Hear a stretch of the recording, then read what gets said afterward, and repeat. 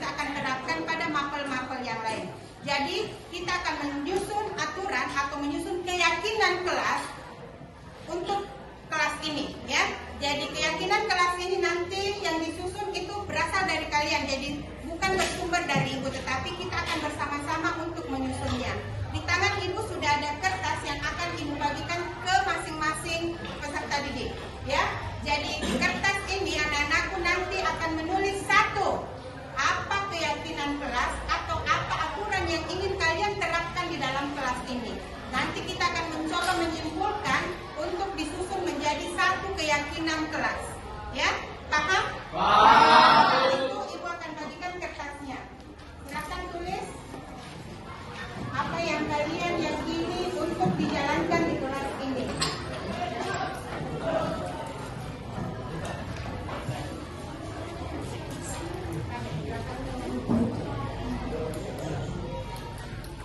Bantu.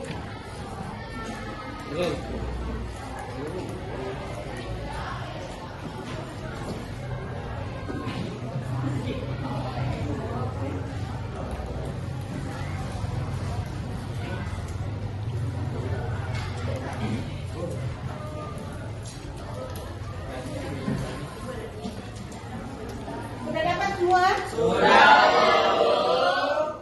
Ya. Jadi silahkan tulis satu saja, jangan terlalu banyak. Satu keyakinan kalian atau keyakinan kelas yang kalian yakini untuk dijalankan di kelas kita, ya. Jadi nanti tugasnya sekretaris yang sudah ditunjuk tadi pada saat pemilihan struktur kelas untuk menyimpulkan nanti untuk dibuat dalam struktur atau dibuat disusun, dipercantik supaya kalian nanti gampang membacanya pada setiap masuk kelas, ya. Silakan tulis.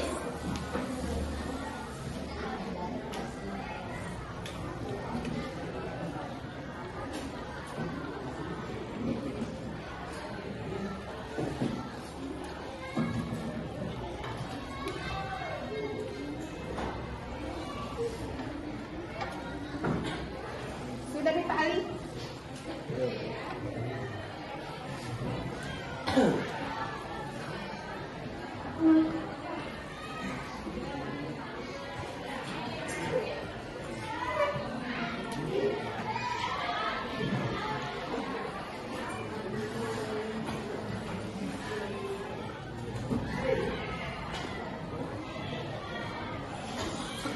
Sudah?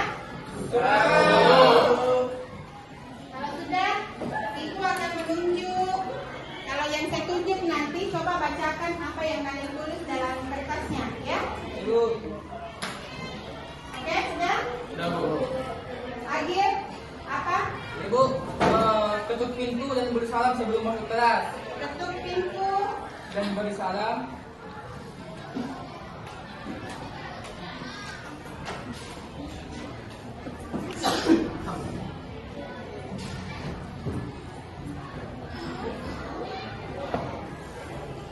Oke, udah ya. Naifa.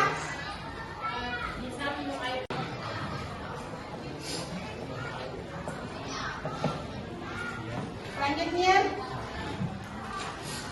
akan menerapkan prinsip 5S, Bu, yaitu sapa, salam, sopan, santun.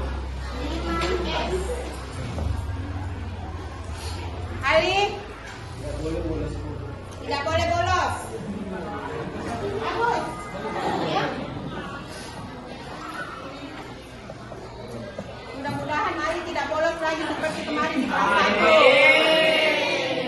Itu kan keyakinan yang dia susun sendiri. Silakan, Nak. Apa yang kita tulis?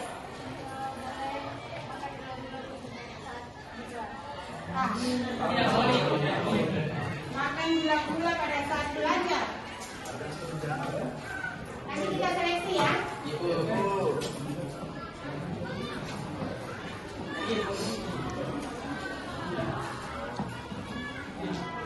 Mirna, tidak makan pada jam pelajaran. Tidak makan pada saat jam pelajaran.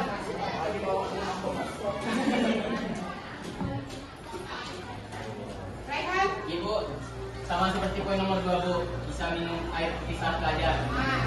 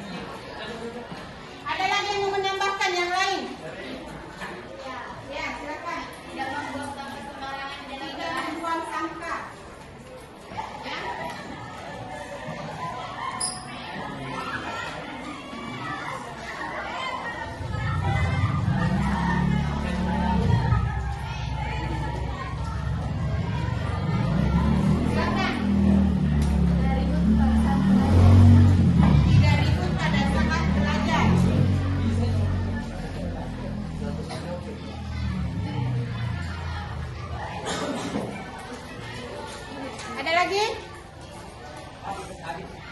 Adik, apa adik? Kalimat yang mudah kalian pahami dan gampang kalian ingat. Dan jumlahnya nanti tidak akan terlalu banyak karena kita akan merangkum dari ini, ya.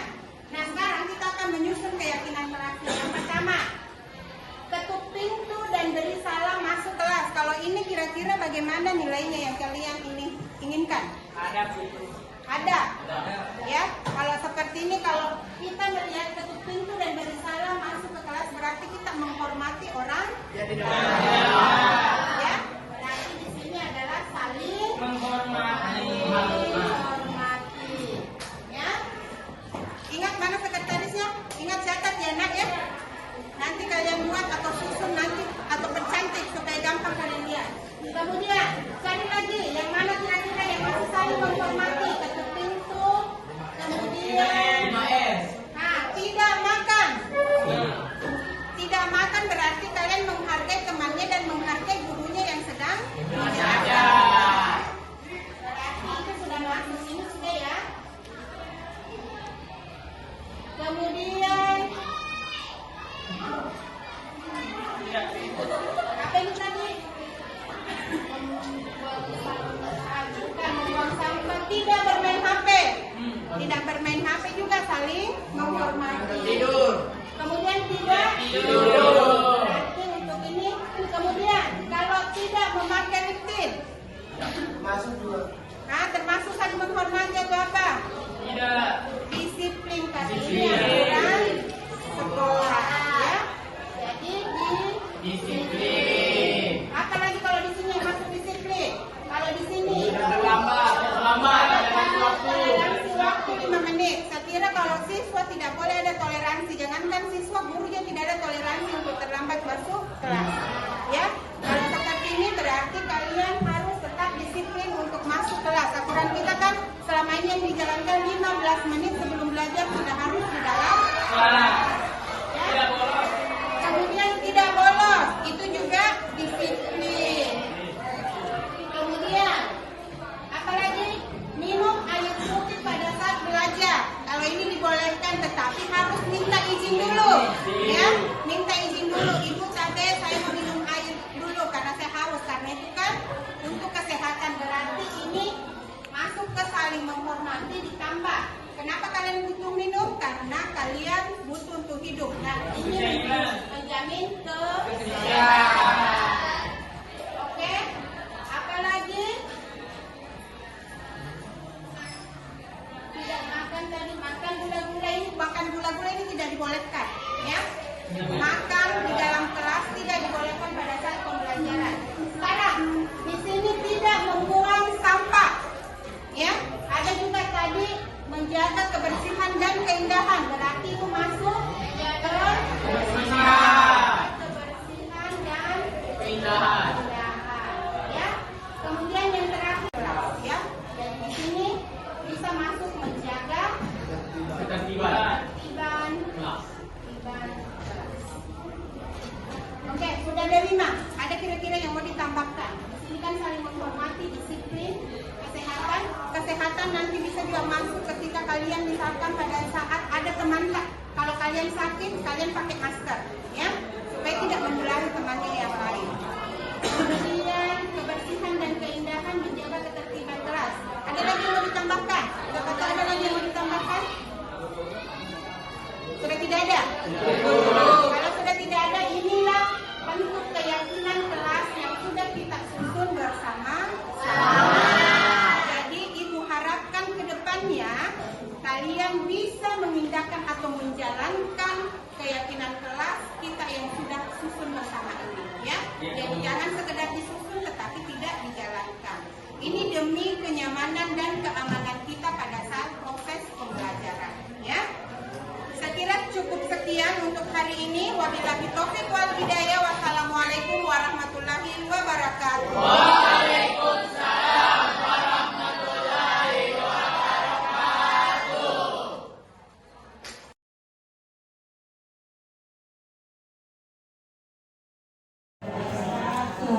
Puji dan syukur kita panjatkan kehadirat Allah Subhanahu wa Ta'ala, karena atas limpahan rahmatnya kita ketemu di tempat yang sangat mubarakah ini. Dan tak lupa pula kita kirimkan salawat dan salam Nabi besar Muhammad Shallallahu Alaihi Wasallam. Izinkan saya ada di depan Bapak Ibu untuk menyampaikan salah satu tugas saya di dalam program Guru Penggerak Angkatan 10, yakni untuk melakukan diseminasi tentang penyebaran pemahaman dan pengalaman budaya positif yang ada di sekolah.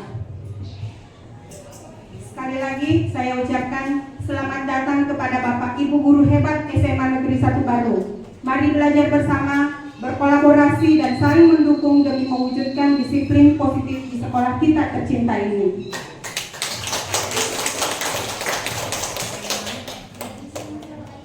Untuk konsep budaya positif, tadi dari awal sudah disampaikan bahwa ada 5 materi yang ada di sini. 3 yang ada di bagian atas sudah dipaparkan oleh Ibu Asisa. Jadi sekarang saya akan memaparkan tentang posisi kontrol, kemudian keyakinan kelas dengan segitiga restitusi. Yang pertama, saya akan memaparkan tentang keyakinan kelas. Sekarang sebelum masuk ke materi keyakinan kelas, mungkin kita bertanya, sebenarnya kenapa mesti keyakinan? Kenapa bukan aturan kelas saja namanya? Kenapa mesti keyakinan kelas? Di sini ada beberapa pertanyaan pemantik, ada 3. Yang pertama, mengapa kita memiliki peraturan harus menggunakan helm bila mengendarai kendaraan roda 2? Jadi kalau kita lihat pertanyaannya ini, dia berhubungan dengan keselamatan. Kemudian, untuk yang kedua, mengapa kita menciptakan atau memiliki peraturan 3M, kemudian menggunakan masker, mencuci tangan, dan menjaga jarak sekitar 1,5 meter? Ini hubungannya dengan kesehatan. Kemudian, mengapa kita memiliki peraturan harus datang tepat waktu pada saat mengikuti pelatihan? Ini hubungannya dengan komitmen dan tanggung jawab. Di pos dulu Hasan.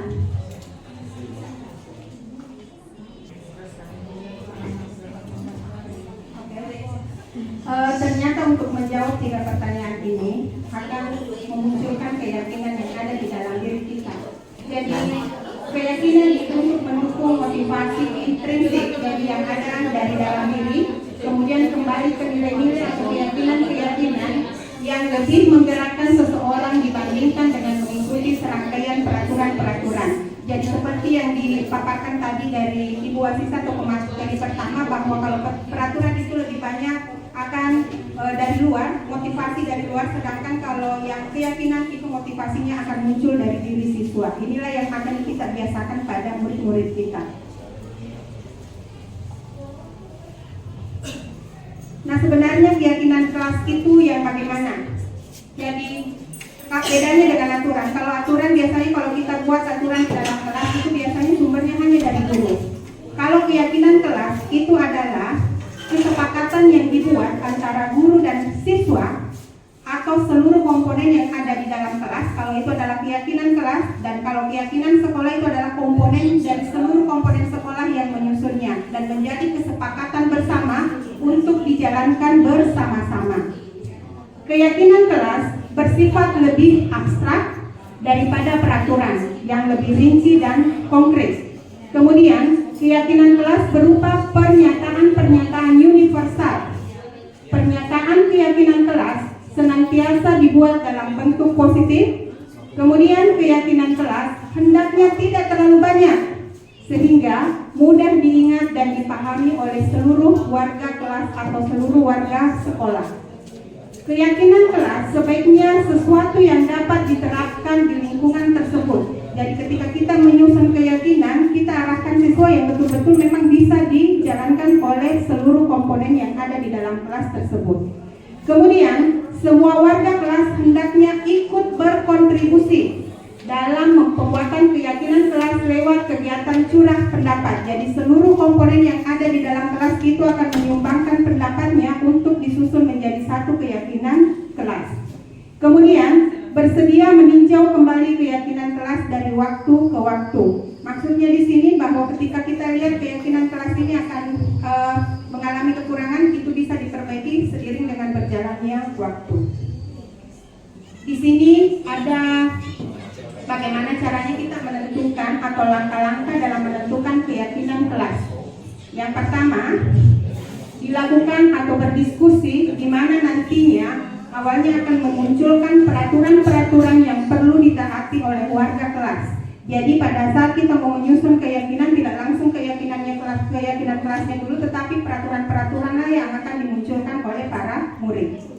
Kemudian mengubah peraturan-peraturan menjadi kalimat yang lebih positif. Kemudian menyaring peraturan-peraturan menjadi nilai-nilai kebajikan atau keyakinan kelas. Kemudian berdiskusi mengenai gambaran perilaku yang mencerminkan keyakinan kelas. Selanjutnya, berdiskusi mengenai peran seluruh warga kelas. Dan yang terakhir, meninjau ulang keyakinan kelas dari waktu ke waktu. Jadi ini adalah tahapan-tahapan atau langkah-langkah dalam menetapkan keyakinan kelas. Contohnya bisa dilihat di atas, ada beberapa contoh keyakinan kelas. Kalau ini masih bersifat umum. Nah, untuk menyusun keyakinan kelas ada dua metode yang dipakai. Yang pertama ada tabel Y dengan tabel T. Jadi contoh penggunaannya seperti ini. Jadi misalkan hormat, saling menghormati. Keyakinan kelas yang kita mau ambil di sini yang pertama contohnya kita ambil adalah saling menghormati. Nah, ada 3 karakter atau kriteria yang akan kita lihat di sini. Yang pertama itu adalah apa yang terlihat dari sikap saling menghormati. Kemudian apa yang terdengar ketika kita mengatakan saling menghormati. Kemudian apa yang bagaimana murid atau orang tersebut berperilaku ketika dia menggambarkan sikap saling menghormati. Inilah yang disusun dalam tabel Y. Jadi pada saat kita menyusun keyakinan kelas, inilah yang harus diperhatikan. Jadi yang terlihat, terdengar, dan berperilaku. Kemudian kalau kita memakai konsep tabel T, di sini hanya melihat perbedaannya, jadi yang tampak seperti dengan tidak tampak seperti. Contoh misalkan tadi kita ambil saja yang sikap saling menghormati. Jadi kalau di sini tampak seperti datang tepat waktu, tidak tampak seperti sering hadir terlambat. Mungkin kita berpikir, kenapa datang tepat waktu itu menggambarkan saling menghormati? Karena contoh misalkan ketika kita sudah mengajar di dalam kelas, terlambat masuk kelas berarti itu akan mengganggu dari aktivitas orang yang ada di dalam kelas itu. Berarti dia tidak menghormati orang-orang yang ada di dalam kelas tersebut. Berarti ini menyalahi keyakinan saling menghormati. Jadi ini adalah salah satu contoh dari keyakinan kelas. Nah, sekarang kita akan lihat apa bedanya peraturan dengan keyakinan kelas. Jadi contoh di sini, selalu kembalikan buku ke tempatnya. Ini kan biasanya kita selalu kembalikan bukunya ke tempatnya kalau sudah dipakai. Berarti itu adalah aturan. Kalau keyakinan, karena ini bersifat universal, kemudian mengandung nilai-nilai kebajikan, makanya kita pilih dengan tanggung jawab. Jadi ketika kita sudah menggunakan barang, kemudian mengembalikan ke tempatnya, jadi murid diajarkan untuk bertanggung jawab dengan beban yang diberikan. Kemudian dilarang mengganggu orang lain. Jadi misalkan kalau ada murid yang suka cukik-cukik temannya atau suka lempar-lempar temannya pada saat belajar, berarti itu menyalahi nilai-nilai menghormati orang lain. Jadi keyakinan kelas di sini itu masuk ke menghormati orang lain. Kemudian hadir di sekolah 15 menit sebelum pembelajaran dimulai. Nilai keyakinan yang ada di sini ada 2, menghormati orang lain dan berkomitmen. Berkomitmen maksudnya ketika kita sudah menetapkan, oh saya harus hadir 15 menit ke dalam kelas sebelum saya belajar, berarti saya berkomitmen untuk datang pada jam segitu atau sebelumnya, yang jelas tidak terlambat. Kemudian dilarang melakukan kekerasan. Nah, nilai-nilai kebajikan yang terkandung di sini pada aturan ini itu adalah keselamatan, kemudian menghormati orang lain. Kemudian dilarang menggunakan narkoba. Sama biasa juga dilarang merokok. Dilarang minum minuman keras. Atau biasa kalau aturan sekolah dilarang membawa minuman keras atau membawa rokok ke sekolah. Berarti itu mengandung nilai kebajikan dalam kesehatan. Kemudian bergantian atau menunggu giliran. Ini tentang menghormati orang lain dan bersabar. Jadi kalau orang antri, jadi selain menjaga ketertiban juga akan melatih kesabaran pada murid tersebut. Kemudian gunakan masker.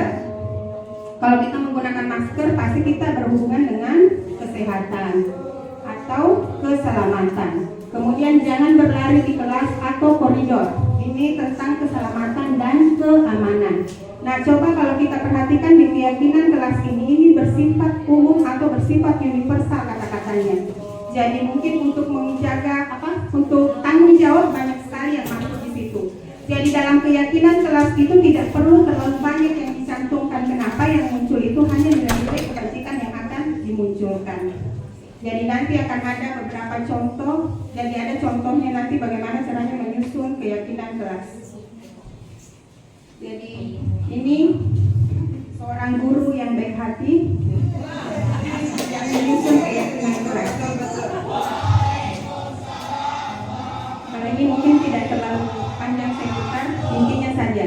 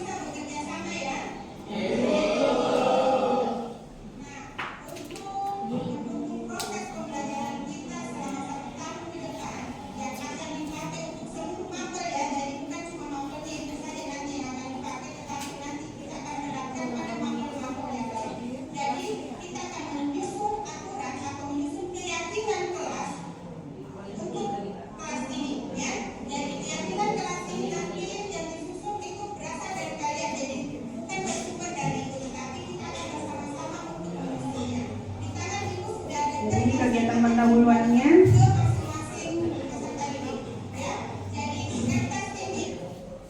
Lanjutkan. Kertas dibagikan ke murid untuk tempat mereka menulis peraturan-peraturan kelas yang mereka inginkan di dalam kelas. Jadi yang ditulis itu belum keyakinan tetapi masih aturan. Masih dalam bentuk aturan kalau berdasarkan memang tadi langkah-langkah aturan nanti yang akan kita jabarkan menjadi keyakinan.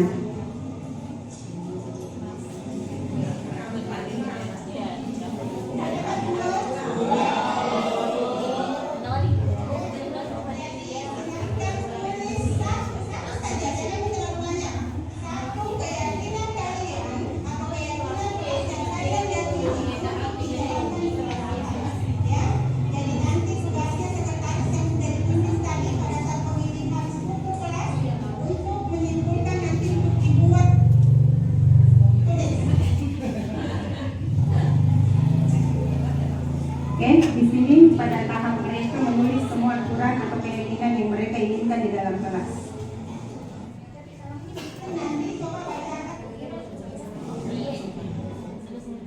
Nah, setelah itu mereka diberikan kesempatan untuk membacakan apa yang mereka tulis di tangan mereka secara bergantian.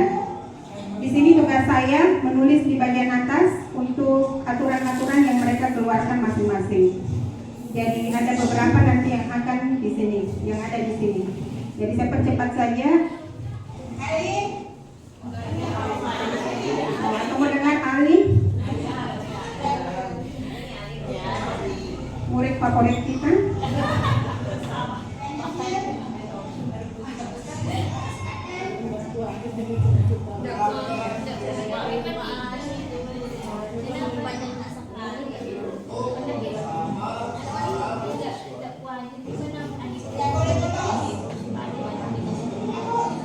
Mengeluarkan aturan tidak boleh bolos.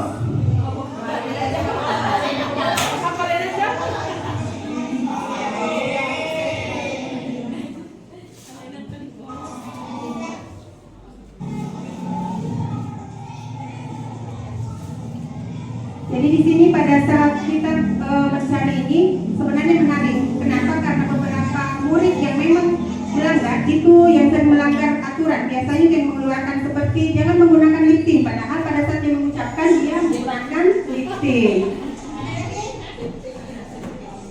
Jadi di sini sudah ada beberapa aturan yang diberikan oleh murid.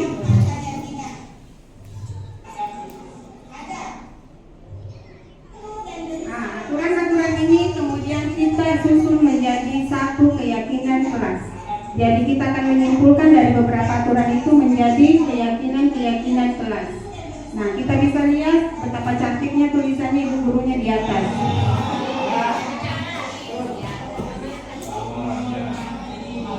Nah, di sini sudah mulai muncul satu keyakinan, yakni saling menghormati. Dan nanti akan terlihat dari beberapa aturan itu yang mana masuk ke dalam saling menghormati. Jadi selain yang tadi yang disampaikan bahwa mengetuk pintu dan memberi salam ketika masuk kelas itu adalah saling menghormati, ternyata masih ada aturan-aturan lain-lain untuk memenuhi sikap saling menghormati. Kita lanjut lagi.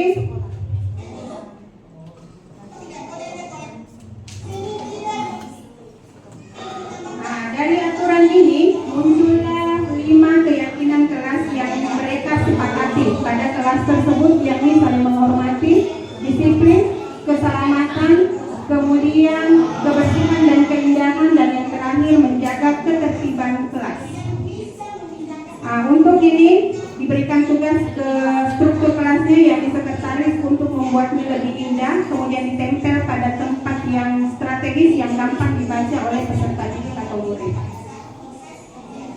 Ini adalah contoh bagaimana menyusun atau membentuk keyakinan kelas yang ada di dalam kelas, yang mana melibatkan seluruh komponen yang ada di dalam kelas. Jadi keyakinan ini tidak muncul dari seorang guru, tetapi muncul dari murid, kemudian kita simpulkan menjadi keyakinan kelas. Nah, untuk materi keyakinan kelas sudah berakhir. Kita masuk ke 5 posisi kontrol. Saya harus mengeja pada saat menyebut posisi kontrol.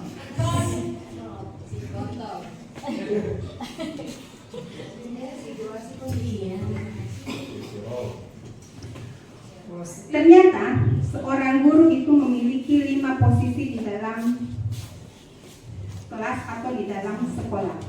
Posisi kontrol ini yang pertama adalah penghukum, kemudian pembuat rasa bersalah, kemudian sebagai teman, kemudian sebagai pemantau, dan yang terakhir sebagai manajer. Nah, ini tidak luput dari yang pernah kita alami. Jadi silahkan menempatkan posisi mana sebenarnya kita setelah kita melihat nantinya. Mudah-mudahan nantinya intinya dari posisi kontrol yang kita harapkan di sini adalah semua guru bisa bertindak sebagai manajer. Nah, di sini tadi kita hubungkan dengan materi motivasi yang ada pada manusia, kita hubungkan dengan posisi kontrol yang bisa dilakukan oleh seorang guru. Jadi tadi untuk penghukum dan pembuat rasa bersalah. Jadi ini adalah kontrol dari luar. Jadi yang ini adalah kontrol dari luar. Ini akan mengakibatkan adanya intensitas gagal pada murid tersebut.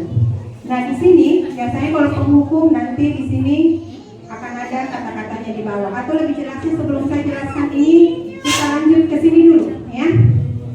Saya perlihatkan dulu video. Ada beberapa tindakan dari seorang guru yang akan menempatkan 5 posisi nanti di sini.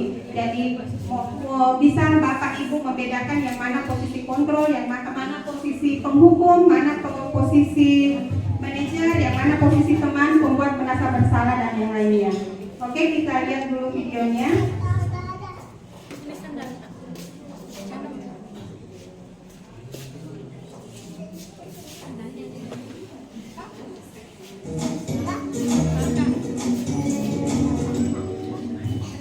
Salam bahagia Ibu dan Bapak guru hebat. Dalam penerapan disiplin positif restitusi, salah satu program yang dikembangkan adalah 5 posisi kontrol restitusi. 5 posisi kontrol itu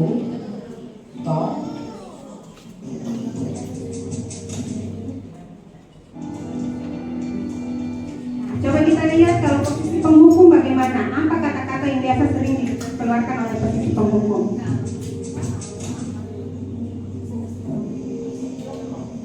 Naren, sini kamu. Selamat pagi, Bu. Selalu terlambat. Kamu deh, pasti terlambat. Maaf, Bu. Saya Apa? Apa coba? Alasan kamu apa lagi? Kapan sih kamu tidak terlambat? Malas sekali ya kamu jadi anak. saya Dasar pemalas. Gak kapok-kapok sih kamu. Sudah berapa kali terlambat? Sana, kamu keliling lapangan basket 2 kali. kenapa saya harus pilih lapangan basket, Bu? Kenapa? Kamu melawan ibu. Berani-beraninya jawab. Sudah terlambat, masih berani jawab pula. Sekarang, keliling lapangan basket 5 kali sekalian. Biar kapok. Cepat. Pergi sana ke lapangan basket. Posisi penghukum biasanya berbicara dengan nada tinggi, menghardik, menunjuk-nunjuk, menyakiti, dan menyindir. Hukuman bisa berupa fisik maupun psikis. Ibu dan bapak guru hebat, dampak yang terjadi pada murid ketika berada pada posisi penghukum adalah murid cenderung akan memberontak, bahkan menyimpan dendam.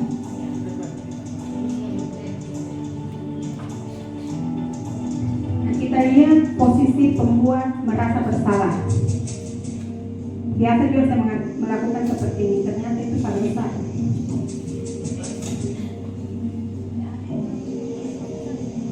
Naren,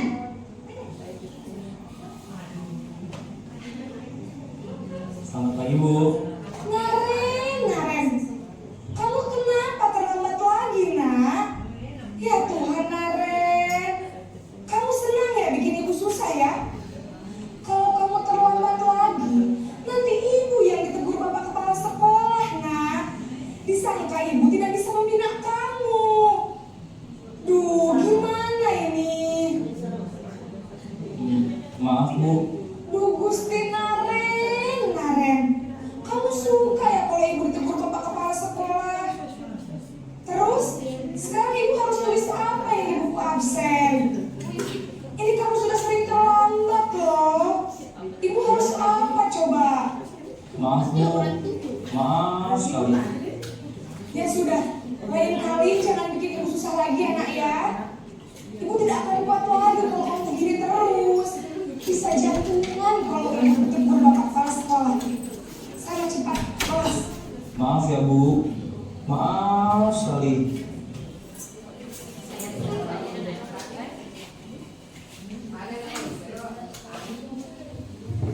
Jadi di posisi untuk merasa bersalah, menanamkan rasa bersalah pada murid, ini biasanya rasa bersalah akan ditanamkan pada diri murid atas kegagalan dari seorang guru. Jadi kesalahan atau beban yang ada pada guru dilimpahkan pada si murid. Jadi murid akan merasa bersalah sekali karena melakukan kesalahan tersebut.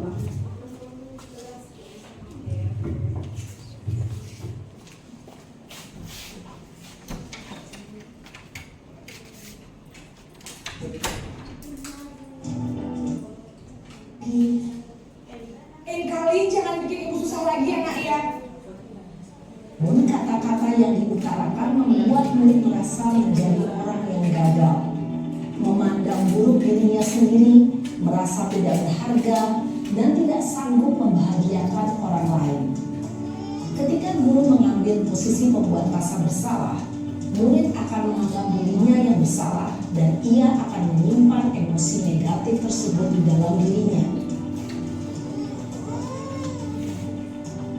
Nah, sekarang ketika kita menempatkan diri sebagai posisi teman, jadi di sini kita bisa mengambil pelajaran antara murid dengan guru, itu ada jarak. Dalam tanda kutip.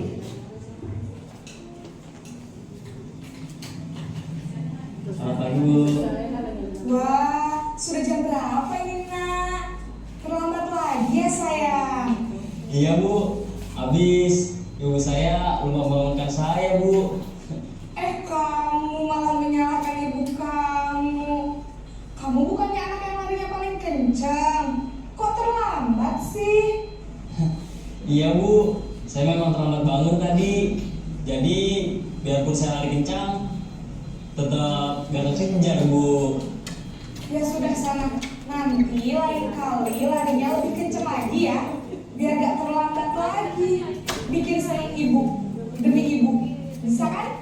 Bisa lah, Bu. Ya sudah sana masuk kelas. Ibu beresin urusan absen kamu. Kamu ini ada-ada saja. Ingat, karena ini masih dorongan eksternal, murid bisa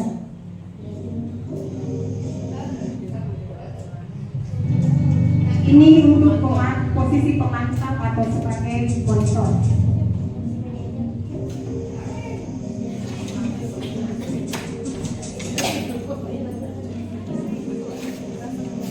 Naren,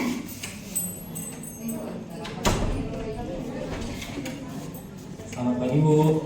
Naren, apa peraturan sekolah kita tentang jam berapa kita harus masuk sekolah, Nak? Kita harus di sekolah jam 7, Bu. Iya betul, sekarang sudah jam 7.20. Naren sudah tahu konsekuensinya jika terlambat hadir. Paham, Bu. Saya harus tinggal kelas pas jam istirahat selama 20 menit. Iya benar, konsekuensinya demikian. Jadi nanti jam 9.30 pas istirahat, kamu harus tinggal di kelas, kerjakan tugas tambahan untuk ketertinggalan kamu, ya? Baik, Bu.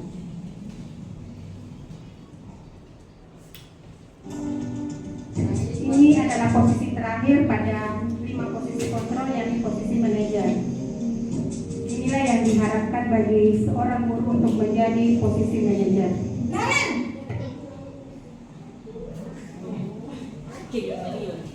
Selamat pagi, Bu. Selamat pagi, Naren. Maaf, Bu. Saya terlambat. Iya, sekolah masuknya jam 7, sekarang sudah jam 7.20. Jadi sekarang bagaimana ini, Naren? Maaf, Bu. Saya lupa setel alarm saya semalam. Baiklah, menurut kamu, keyakinan sekolah yang mana yang perlu kamu tingkatkan? Menghargai diri sendiri dan orang lain mungkin, ya, Bu. Setuju. Jadi, apakah Naren meyakini prinsip saling menghormati tersebut? Iya, Bu. Saya meyakininya. Apakah Naren bersedia memperbaiki masalah keterlambatan ini? Bersedia, Bu. Bagaimana kamu akan perbaiki masalah keterlambatan ini?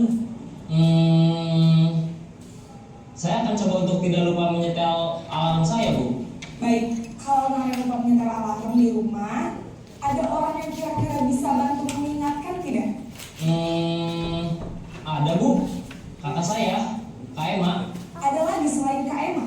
Selain Kak Emma, ada ibu saya. Baik, jadi yang mengingatkan Naren adalah Kak Emma dan ibu kamu, ya? Kira-kira akan mulai setel alarm kapan nih, Naren? Setelah pulang sekolah, akan segera saya lakukan. Baik, jadi Naren akan setel alarm untuk bangun besok pagi dan akan diingatkan oleh kakak dan ibunda Naren, ya? Ada lagi yang mungkin perlu dilakukan, Naren? Agar tidak terlambat bangun lagi. Tidak ada, Bu. Baik, Naren. Terima kasih untuk kerjasama kamu. Sekarang kamu perlu kembali ke kelas untuk belajar. Baik, Bu. Terima kasih. Pada posisi manajer adalah posisi kontrol yang posisi manajer ini nanti akan ada hubungannya dengan materi kita yang selanjutnya, yakni segitiga restitusi. Tetapi sebelum itu kita kembali dulu ke bagian yang ini, bagaimana posisi menghukum, pembuat rasa bersalah, teman, pemantau, dan manajer. Kita akan lihat kekurangan dan kelebihannya, sehingga nanti kedepannya kita bisa memposisikan ke posisi mana sebenarnya kita bisa berada.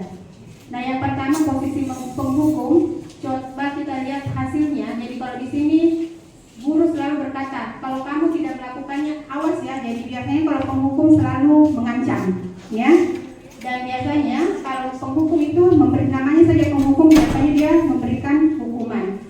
Nah, di sini kita akan lihat hasilnya. Itu akan murid akan memberontak, kemudian menyalahkan orang lain dan berbohong.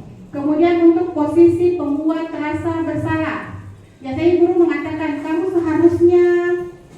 sudah tahu ibu lelah sekali, ibu begini-begini. Artinya, contoh misalkan, kenapa kamu terlambat? Nah, nanti ibu ditegur sama kepala sekolah kalau kamu kedapatan ini. Jadi pada saat seperti ini, murid diposisikan ke dalam posisi yang merasa bersalah pada dirinya. Nah, di sini hasilnya itu akan biasanya dia suka berbohong karena dia akan menyembunyikan atau menyangkal dari kesalahan yang dilakukan. Kemudian untuk posisi teman ini biasa, ayolah, sini Mina, sini, ayo bantu ibu. Kalau ada kata ayo, seolah-olah itu kan antara bahasa antara teman yang sepantaran atau seusia. Jadi kata ayo itu biasanya ditujukan pada teman, makanya kata ayo itu dihindari untuk diberikan pada murid. Kemudian di sini hasilnya bagaimana? Ketergantungan. Kenapa dia merasa ketergantungan? Karena dia merasa, oh, saya berteman dengan guru saya, berarti saya bebas sih. Jadi ada yang selalu bantu ketika saya melakukan kesalahan karena guru saya itu adalah teman saya. Kemudian untuk posisi pemantau. Nah, di sini selalu menanyakan apa peraturan yang diterapkan di dalam sekolah. Jadi ini bedanya nanti kenapa bukan aturan, bukan atau keyakinan.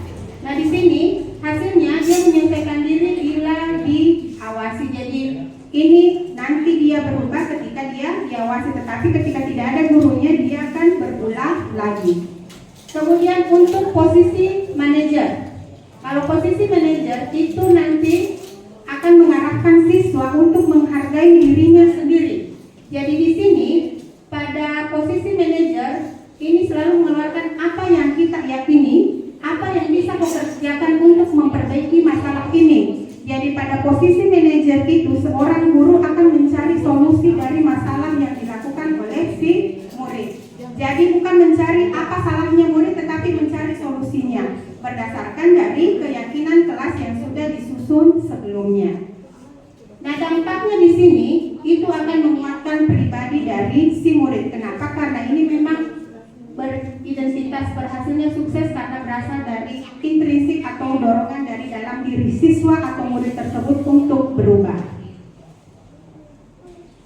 Nah, di sini ada beberapa pertanyaan yang sering kita munculkan, kita hubungkan siapa yang mengatakan berarti itu adalah posisi mana sebenarnya. Saya kecewa sekali dengan kamu. Berarti kalau seperti saya mengatakan saya kecewa dengan kamu, berarti kita menunjukkan siswa itu dia akan merasa bersalah sekali pada diri murid tersebut. Kemudian kamu tidak pernah benar melakukannya. Itu hukuman dalam bentuk verbal. Kemudian ayolah, lakukan demi Bapak. Atau ayolah sayang, lakukan demi Bapak, lakukan demi Ibu, ya. Berarti itu sebagai posisi teman. Kemudian, apakah kamu mendapatkan stiker bintang hari ini? Ini adalah pemantau karena dia berdasarkan selalu aturan yang menjadi atau kesepakatan yang menjadi sebagai acuannya. Kemudian, bagaimana kamu bisa menyelesaikan masalah ini? Itu adalah manajer. Jadi, murid akan diarahkan untuk menyelesaikan masalahnya yang didorong dari dalam dirinya sendiri.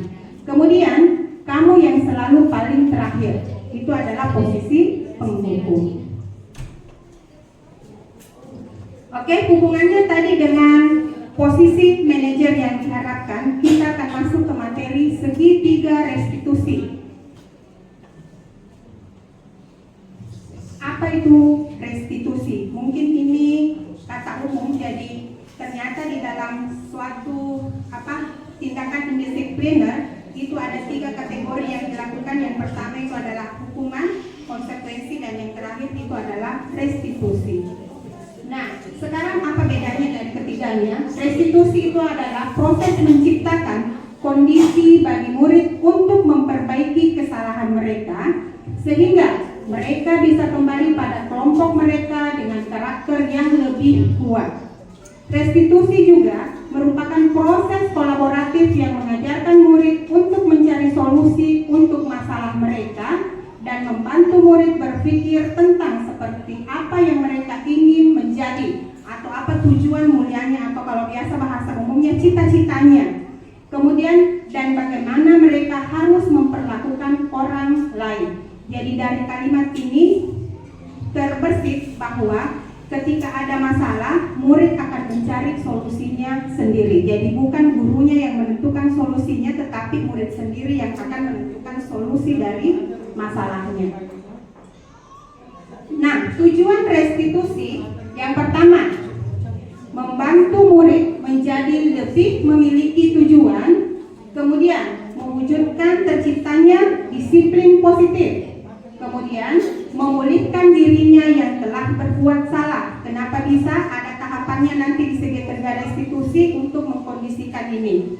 Kemudian menjadi orang yang menghargai nilai-nilai kebajikan yang mereka percayai. Dan yang terakhir, memiliki motivasi intrinsik. Jadi motivasinya nanti akan muncul dari dirinya sendiri, tidak didorong lagi dari luar. Seperti yang dikatakan oleh pemateri pertama tadi, bahwa janganlah bersikap janganlah menunggu motivasi dari luar, tetapi munculkan motivasi dari dalam. Nah, ciri-ciri restitusi. Restitusi bukan untuk menebus kesalahan, itu kata kuncinya, bukan menebus, namun untuk belajar dari kesalahan. Makanya nanti pada penstabilan ada modelnya ini. Kemudian restitusi memperbaiki hubungan. Kemudian restitusi adalah tawaran, bukan paksaan. Kemudian restitusi menuntun untuk melihat ke dalam diri. Kemudian restitusi mencari kebutuhan dasar yang mendasari tindakan. Dan yang terakhir, restitusi diri adalah cara yang paling baik.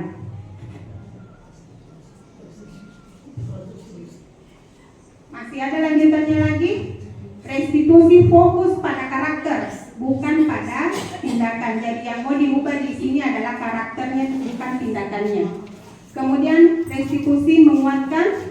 Kemudian restitusi fokus pada solusi. Dan yang terakhir, restitusi mengembalikan murid yang berbuat salah pada kelompoknya. Maksudnya di sini misalkan contoh, pada saat murid bertengkar dengan temannya, dicarikan solusi untuk keduanya, kemudian mereka akan bersosialisasi kembali dengan baik. Jadi dia tidak akan merasa terpisah dari kelompoknya walaupun sudah melakukan indisipliner kesalahan. Nah, di sini ada perbedaan dari hukuman, konsekuensi, dan restitusi.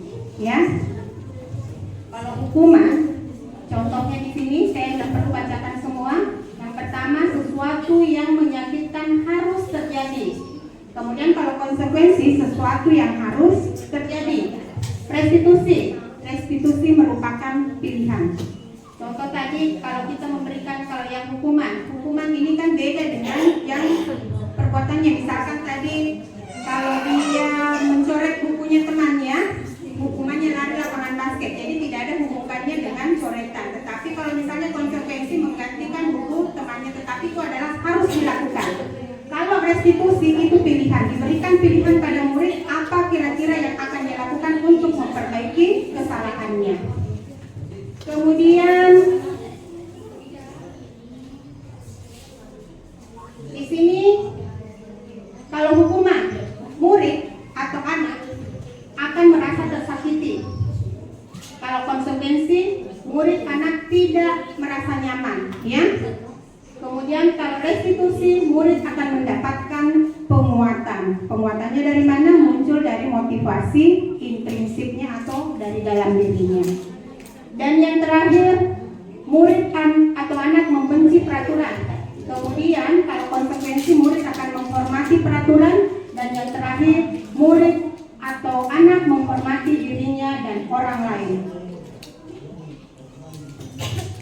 Jadi kalau kita lihat ini, tindakan pada hukuman itu dianggap tindakan negatif, sedangkan konsekuensi itu adalah tindakan netral, sedangkan restitusi itu adalah tindakan yang positif.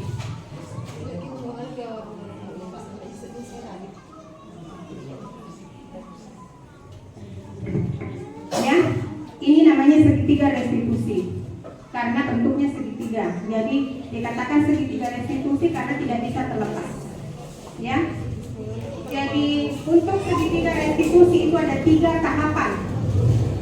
Tahapan pertama itu menstabilkan identitas. Apa yang dilakukan menstabilkan identitas. Nanti kita akan lihat pemaparan selanjutnya. Kemudian selanjutnya itu adalah validasi atau validasi tindakan yang salah, ya. Kemudian langkah selanjutnya itu adalah menanyakan keyakinan. Kita akan lihat pemaparannya satu-satu apa yang dimaksud dari ketiga tahapan tersebut. Yang pertama, segi 3 restitusi ini tahapannya. Yang pertama tadi menstabilkan identitas. Ini kalau menstabilkan identitas itu berdasarkan dari prinsip bahwa membuat kesalahan itu bagian dari proses pembelajaran. Kemudian untuk membuat anak merasa gagal karena berbuat salah menjadi positif terhadap dirinya. Nah, di sini ada beberapa yang biasanya dilakukan atau yang biasa dikatakan oleh guru pada si anak. Berbuat salah itu hal yang manusiawi, tidak ada manusia yang sempurna. Bapak dan atau ibu juga biasanya melakukan kesalahan. Itu adalah bentuk kalimat yang sering disampaikan kepada murid. Atau bisa kita sampaikan, kita pasti bisa menyelesaikan permasalahan ini. Kemudian bapak, ibu tidak tertarik untuk mencari tahu siapa yang benar, siapa yang salah. Bapak, ibu lebih tertarik untuk menyelesaikan masalah. Dan yang terakhir, kalau kamu menyalahkan dirimu sendiri terus-menerus, apakah kamu bersikap baik pada dirimu sendiri? Dengan kalimat-kalimat seperti ini, itu akan mengembalikan posisi yang ada pada si murid tersebut yang tadinya tadi dia mungkin emosi, kemudian menjadi merasa tenang karena dia rasa bersalahnya semakin sedikit berkurang karena sudah ditenangkan. Jadi intinya untuk menstabilkan identitas itu adalah untuk menenangkan perasaan pada si murid sebelum lanjut ke langkah selanjutnya. Nah, langkah selanjutnya setelah ini itu adalah validasi tindakan yang salah, memvalidasi. Di sini kalau validasi tindakan yang salah, teorinya itu berdasarkan dari prinsip setiap perilaku berupaya memenuhi suatu kebutuhan tertentu. Kemudian membantu murid mengenali kebutuhan dasar yang ingin dipenuhinya ketika melakukan kesalahan itu. Nah, kata-kata yang biasanya atau kalimat yang muncul pada tindakan ini itu yang pertama, kamu bisa saja melakukan hal yang lebih buruk, tapi kamu tidak melakukannya kan? Kemudian, kamu pasti punya alasan mengapa melakukannya. Apa yang penting bagi kamu? Kamu boleh tetap berusaha menjaga sikap itu, tapi tambahkan sikap yang lain yang baru. Maukah kamu belajar cara lain untuk mendapat yang kamu butuhkan tanpa harus memukul? Ataukah apakah kamu bisa melakukan dengan baik besok lagi? Jadi di sini setelah murid merasakan atau mengetahui kesalahannya, dia akan memvalidasi sendiri apa kesalahannya berdasarkan dari pertanyaan-pertanyaan yang diberikan oleh seorang guru. Kemudian yang terakhir itu adalah tahapan menanyakan keyakinan. Menanyakan keyakinan berdasarkan dari teori prinsip teori kontrol bahwa pada dasarnya kita termotivasi secara intrinsik. Jadi motivasinya seharusnya muncul dari dalam atau dari dalam diri sendiri. Kemudian anak akan melihat kesalahannya dengan norma sosial dan nilai-nilai yang mendasari manusia berinteraksi dengan orang lain. Kalimat-kalimat yang biasa dikeluarkan itu yang pertama, berbuat salah itu hal yang manusiawi. Tidak ada manusia yang sempurna. Bapak juga ini. Jadi ini adalah beberapa kalimat yang muncul, ya, pada menanyakan keyakinan. Di sini ada 2 video sebenarnya untuk pengalaman saya menyelesaikan salah satu masalah yang ada pada murid saya. Jadi kalau kita lihat ini mungkin Bapak Ibu kenal siapa orangnya dan apa tindakan indisipliner yang biasa dia lakukan. Jadi saya tidak katakan bahwa yang saya lakukan ini sudah benar, tetapi saya sudah mengikuti tahapan-tahapan sesuai dengan yang ada pada segitiga restitusi. Kata Ibu dan dilaporkan beberapa guru mata pelajaran yang orangnya dijelaskan, katanya Nabil sering sekali tidak melakukan kelas, bahkan tidak masuk di jam pertama. Apa itu benar?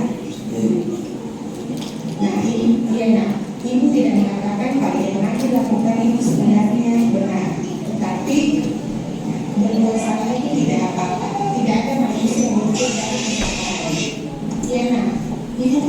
kamu lakukan pasti ada alasannya. Apa kira-kira alasannya?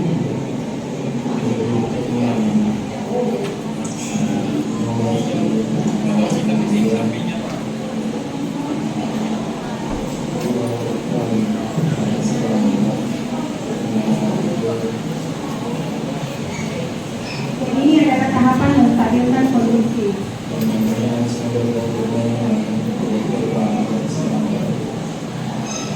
Iya, itu mengerti. Kamu lakukan adalah pada sekolah.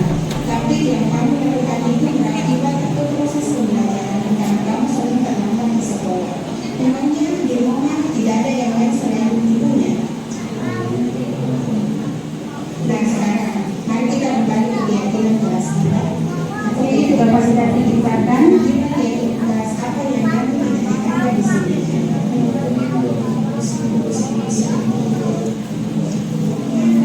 Kamu ingat dengan baik keyakinan kelas kita. Nah sekarang kita kembalikan ini Berdasarkan keyakinan. apakah kamu sebenarnya sudah mempunyai komitmen yang kamu sebutkan tadi?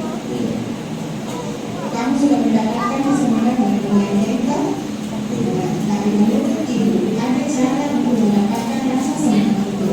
Tanpa harus terlambat bangun pada pagi harinya dan terlambat ke sekolah. Bagaimana menurut kamu?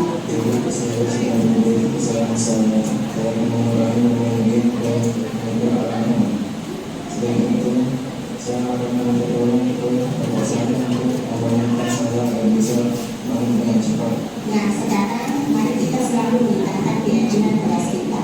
Sekarang kamu harus mengetikkan diri untuk berubah dan memperbaiki diri supaya nanti kedepannya kamu bisa sukses. Nanti juga ibu akan mencoba untuk menyelesaikan masalahmu dengan ibumu. Ya, silakan kembali ke kelas ini. Ya, apa-apa. Ini adalah salah satu contoh bagaimana menerapkan tiga restitusi pada salah satu murid yang melakukan tindakan indisipliner yang sering tidak masuk di jam pertama karena terlambat ke sekolah.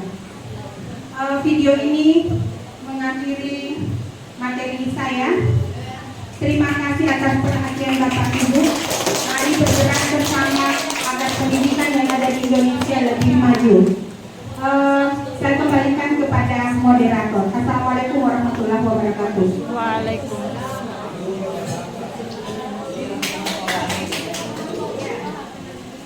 Baiklah Bapak Ibu, itulah tadi materi yang dibawakan oleh Ibu Ani Risma yang ada 3 ya. Yang pertama keyakinan kelas, kemudian posisi kontrol guru ada 5 yaitu penghukum, merasa bersalah, teman, manajer, dan sebagai pemantau. Dan segitiga restitusi. Baiklah, saya serahkan kepada Bapak Ibu guru. Siapa tahu ada yang ingin bertanya atau masih ada kendala yang masih perlu dipertanyakan. Ya, Pak.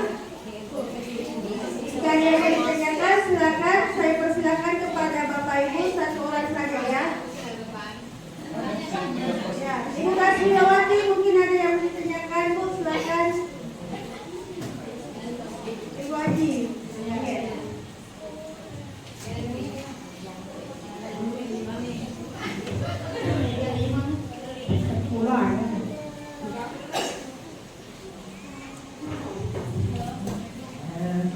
Terima kasih.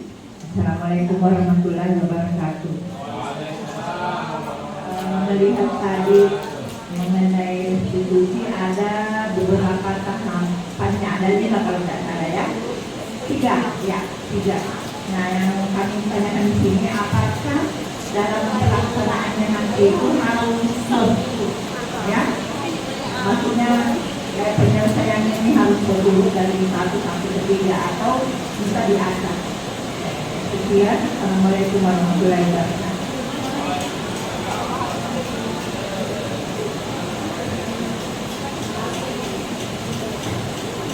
Baik Ibu, terima kasih atas pertanyaannya. Jadi pertanyaannya adalah apakah urusan dari pendidikan ini bisa dibolak-balik atau harus disesuaikan dengan urutannya? Terima kasih atas pertanyaan yang sangat baik atau sangat bagus dari Ibu Haji Kamriati. Insya Allah saya akan mencoba menjawab. Alhamdulillah pada pembekalan kami kemarin di kegiatan elaborasi pemahaman, ini ada juga yang menanyakan seperti ini, apakah karena ini memang kalau kita lihat dari tahapannya ini akan sepertinya harus berurut. Ternyata pada penanganan suatu kasus ini bisa dikondisikan dengan kondisi yang ada. Jadi misalkan tidak mutlak harus kita mulai dari menstabilkan identitas. Bisa saja langsung ke validasi kebutuhan ataukah langsung menanyakan keyakinannya. Jadi tergantung dari kondisi yang ada pada tempat tersebut atau kondisi pada saat anak tersebut melakukan kesalahannya. Jadi demikian pertanyaan saya, jawaban saya bahwa segitiga restitusi itu tidak perlu berurut tetapi bisa berubah bergantung dari situasi dari pada saat anak melakukan kesalahan. Demikian, Assalamualaikum warahmatullahi wabarakatuh. Ya baik, bagaimana